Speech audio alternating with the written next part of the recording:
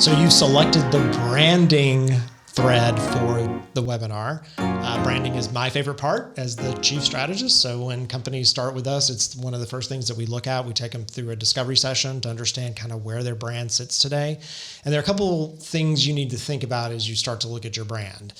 First and foremost, your brand is not a logo. So if you think that your brand is just your logo, then there's so much more involved. Your brand is all the components surrounding that logo, from how you talk about your company to the voice to the look and feel. Good brands, any that you've ever worked with or looked at, you kind of know them before you even see the logo. That's one of my favorite things about a mature brand is you can see a commercial and you're like, I know who that is. Mm-hmm. It's also important that that brand be authentic to who you really are. So we've all seen companies that create these really great brand ideas, and then other companies will try to steal it. And when they steal it and try to use it, maybe their employees don't really believe in it, or it's just not, something that you understand within the language they're using. So that's an important and hard one for companies to understand. So they may want to aspire to a certain type of brand, but they aren't there yet. They're not there yet. Yeah. And we have to work with them. It doesn't mean you can't. Like we can solve for that, but we need to know where you are today and what are the steps we need to take to get you to the next level. The other interesting thing that we run into is that companies think that brand is just for B2C companies, just business to consumer. And it's not. It's just as important for a business to business company to have a good, authentic brand and to make sure that you're really expressing that throughout everything that you're doing. It's an interesting thing because if you're ultimately thinking about selling the business or handing it off, the better your brand is, the more money you're going to get for the company. The higher your valuation, with the strength of brand. Yeah, and in B2B companies, we look at, does your brand look like it would match with the other brands you work with? So we'll take their logo and put it next to others and so your logo looks like this and your company talks like this. These are the people you're going after. Do these things kind of match to each other? So all of those things kind of tie into brand. So it's way more than a logo, and get so many companies that spend months trying to choose their logo, and that's important, yes, but logos can change over time. You really need to think about, what does this mean both externally and internally? Is it authentic? You have to be very consistent with the way that you present that brand. So you have to have someone on your team. Our team is often Vanessa, who's telling us if we're using the brand correctly or not and yelling at us. And salespeople are the worst. So when a salesperson gets a hold of your brand, they want to take it and do a thing with it. And you see that presentation out in the wild. And you've that's got not how you're supposed to use it. You're right. And then our creative director is like, wait, no, don't use it that way. Yeah, that is not one of our fonts, or that's not how that's supposed to look. And you should know that. So it's really about choice. So branding means that you're making a choice. And my favorite brands and my favorite approaches create a visceral response. I either want to hate it or I want to love it, but I want to make sure I'm talking about it. We had a brand we were creating for a customer, and we had this really long stripe that we had added. And all the executives were like, "What's that stripe about? Why would we use that stripe? That seems ridiculous." It seems, and I'm like, exactly. We're all talking about that stripe. That's exactly what we want. So make sure that it stands out. Make sure that it looks different. Look at all the colors that maybe competitors and companies are using, and start to do things that are maybe going to stand out a little bit, make you unique. So by knowing who your brand is, your internal people will be attracted to your company. They'll want to work for it. Your external customers will be more likely to choose you as someone to work with, and it gets you into a good level of partnership. So branding, it is the most fun. It really is. As you start to think about it, it's like that. We talked about the marathon at the intro. It's that first day you go out for the run and you're like, yay, I've got all these endorphins running, whatever. The other stuff takes a little bit of time, but it's just as important. So don't get caught up too much in the brand. Make sure you get it decided quickly. And then once you do choose something, you need to stick with it. Sometimes it seems like it's the hardest for some of our clients to know who they are. And so you talked about unique selling proposition, and maybe you can tell us a little bit more about what that is, because our clients struggle with it a lot. Yeah, unique selling proposition is the so what. And that's actually one of my favorite things that Jackie and I do a lot with clients. We're like, so what?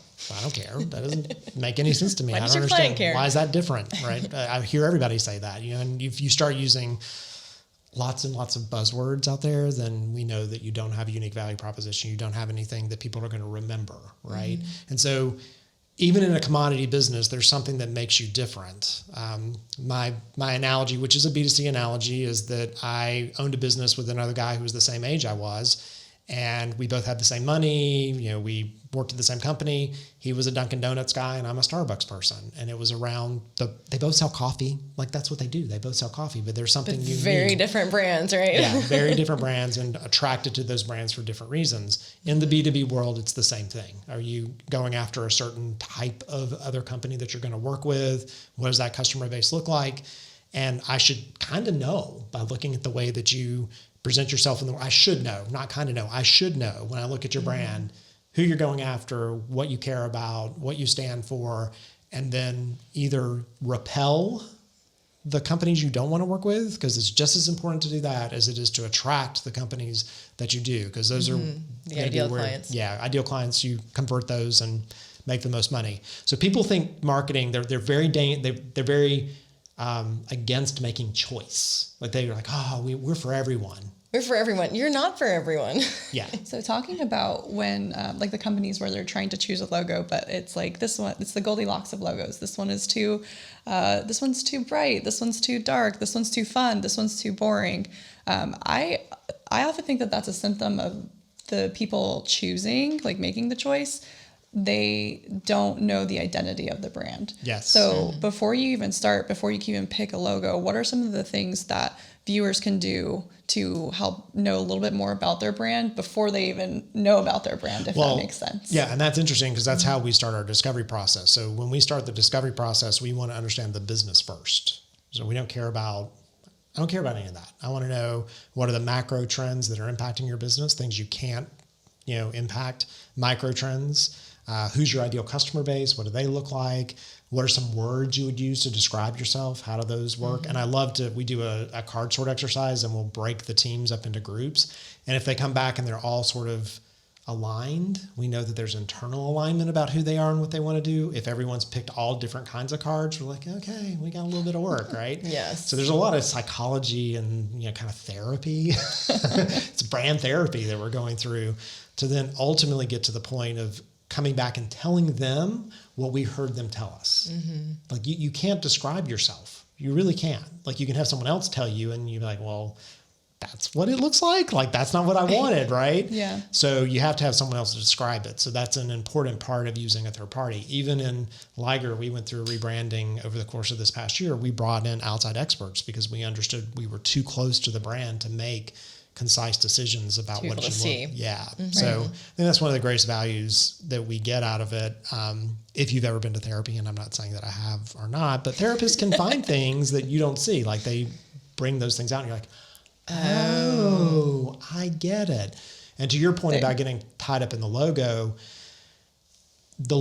has to be seen in play with everything else. And so people get caught up on most logos. If you take most really popular logos and you put them apart, they wouldn't work. You'd be like, why would you choose that? But then when you see them being used across all the other assets and being repeated, you're like, oh, okay, that completely makes sense. So perfection, gets in the way of progress. You can always iterate too. Like, I always love going to the Chick-fil-A's. I know another B2C example, but I love going to the older Chick-fil-A's where it shows the logos throughout the years. Yeah. And I think it tells a really great story of, like, that is a crazy logo that wouldn't work today, but they changed it as they changed and as their company grew, and it's part of their story. And another part of marketing is telling a good story, and that can be part of it too. It's not the end of the world if you choose a logo. We know that. Right.